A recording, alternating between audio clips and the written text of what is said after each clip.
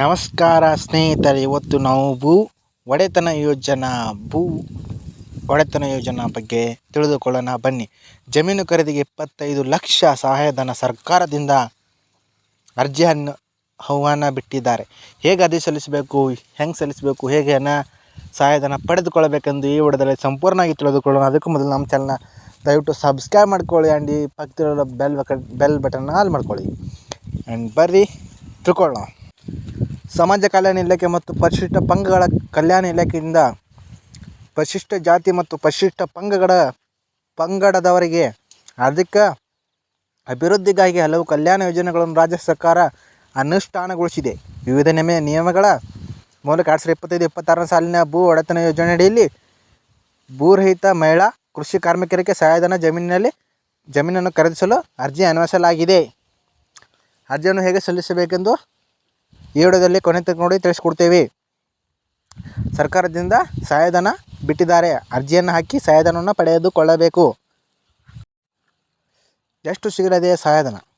ಭೂ ಒಡೆತನ ಯೋಜನೆಯಡಿಯಲ್ಲಿ SC/ST ಸಮುದಾಯಗಳ ಭೂರಹಿತ ಮಹಿಳಾ ಕೃಷಿ ಇಲಾಖೆ ಕೃಷಿ ಕಾರ್ಮಿಕರ ಕುಟುಂಬದ ಮಹಿಳೆಯರಿಗೆ ಕೃಷಿ ಜಮೀನನ್ನು ನಿಗಮದಿಂದ ಖರೀದಿಸಿ ನೋಂದಣಿ ಮಾಡಿಕೊಳ್ಳಲಾಗುತ್ತದೆ.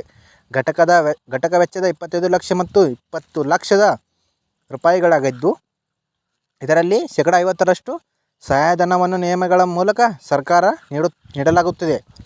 ಅಂದರೆ 25 ಲಕ್ಷ ರೂಪಾಯಿ ಘಟಕ ವೆಚ್ಚದ 12,50,000 ರೂಪಾಯಿ ಹಾಗೂ 20 ಲಕ್ಷ ಘಟಕದ ವೆಚ್ಚದ 10 ಲಕ್ಷ ರೂಪಾಯಿ ಹಣ ಉಚಿತವಾಗಿ ಸಿಗಲಿದೆ. ಉಳಿಕೆಯ ಹಣ ಸಾಲವಾಗಿದ್ದು, ಸದರಿ ಸಾಲವನ್ನು ವಾರ್ಷಿಕ 6% ಬಡ್ಡಿ ದರದಲ್ಲಿ ಸುಲಭವಾಗಿ ಕಂತುಗಳಲ್ಲಿ ಪಾವತಿಸಬೇಕು. ಯಾರೆಲ್ಲ ಅರ್ಜಿ ಸಲ್ಲಿಸಬಹುದು? SC/ST ಸಮುದಾಯದ ಸಮಸ್ತ ಜಾತಿ ಉಪಜಾತಿಯ ಮಹಿಳಾ ಭೂರಹಿತ ಕಾರ್ಮಿಕರು, ಅಂದರೆ ನಿಮಗೆ ಭೂಮಿ ಇರದಂಥ ಕಾರ್ಮಿಕರು ಈ ಯೋಜನೆಯಲ್ಲಿ ಸಬ್ಸಿಡಿಯಲ್ಲಿ ಜಮೀನು ಖರೀದಿಸಲು ಅರ್ಜಿ ಸಲ್ಲಿಸಬಹುದು. ಡಾಕ್ಟರ್ BR ಅಂಬೇಡ್ಕರ್ ಅಭಿವೃದ್ಧಿ ನಿಗಮ, ಕರ್ನಾಟಕ ಭವ್ಯ ಅಭಿವೃದ್ಧಿ ನಿಗಮ, ತಾಂಡಾ ಅಭಿವೃದ್ಧಿ ನಿಗಮ, ಅಲೆಮಾರಿ ಅಭಿವೃದ್ಧಿ ನಿಗಮ, ಆದಿಜಾಂಬವ ಅಭಿವೃದ್ಧಿ ನಿಗಮ, ಕರ್ನಾಟಕ ರಾಜ್ಯ ಸಫಾಯಿ ಕರ್ಮಚಾರಿ ಅಭಿವೃದ್ಧಿ ನಿಗಮ, ಕರ್ನಾಟಕ ಮಹರ್ಷಿ ವಾಲ್ಮೀಕಿ ಪರಿಶಿಷ್ಟ ಪಂಗಡಗಳ ಅಭಿವೃದ್ಧಿ ನಿಗಮ. ಈ ಯೋಜನೆಯಲ್ಲಿ ಎಲ್ಲ ಯೋಜನೆಗಳು ಅನುಷ್ಠಾನಗೊಳಿಸಲಾಗಿದ್ದು, ಈ ನಿಯಮಗಳ ವ್ಯಾಪ್ತಿಗೊಳಪಡುವ ಎಲ್ಲ ಭೂರಹಿತ ಮಹಿಳಾ ಕಾರ್ಮಿಕರು ಅರ್ಜಿ ಸಲ್ಲಿಸಬಹುದೆಂದು ಕರ್ನಾಟಕ ಸರ್ಕಾರ ತಿಳಿಸಿದೆ. ಬೇಕಾಗುವ ದಾಖಲೆಗಳೇನು? ಪರಿಶಿಷ್ಟ ಪಂಗಡಗಳವರಾಗಿದ್ದು ಜಾತಿ ಪ್ರಮಾಣ ಪತ್ರ ಕಾಸ್ಟ್ ಇನ್ಕಮ್ ಬೇಕಾಗುತ್ತದೆ. ಭೂರಹಿತ ಮಹಿಳಾ ಕಾರ್ಮಿಕರ ಪ್ರಮಾಣ ಪತ್ರ ಬೇಕು. ಆದಾಯ ಪ್ರಮಾಣ ಪತ್ರ ಬೇಕು. ಕನಿಷ್ಠ ವಯೋಮಿತಿ 21 ವರ್ಷ 51 ವರ್ಷ ಒಳಗಿರಬೇಕು. ಕುಟುಂಬದ ಪಡಿತರ ಚೀಟಿ, ಬ್ಯಾಂಕ್ ಪಾಸ್ಬುಕ್, ಆಧಾರ್ ಕಾರ್ಡ್ ಇವೆಲ್ಲವೂ ಅರ್ಜಿ ಸಲ್ಲಿಸಿಕೆ ಡಾಕ್ಯುಮೆಂಟ್ ಬೇಕಾಗುತ್ತದೆ. ಯಾರ ಕಡೆ ಇಲ್ಲೋ ಅವರೆಲ್ಲ ಸಜ್ಜು ಮಾಡಿ ಇಟ್ಕೊಳ್ಬೇಕಾಗಿ ತಮ್ಮಲ್ಲಿ ವಿನಂತಿ. ಅರ್ಜಿ ಎಲ್ಲಿ ಸಲ್ಲಿಸಬೇಕು? ನೀವೆಲ್ಲ ಡಾಕ್ಯುಮೆಂಟನ್ನು ತೆಗೆದುಕೊಂಡು ಈ ಎಲ್ಲ ಡಾಕ್ಯುಮೆಂಟನ್ನು ಸರಿಪಡಿಸಿಕೊಂಡಿರುವ ಫಲಾನುಭವಿಗಳು ಅರ್ಜಿಯನ್ನು ಸೇವಾ ಸಿಂಧು ಪೋರ್ಟಲ್ನಲ್ಲಿ ಸಲ್ಲಿಸಬಹುದು.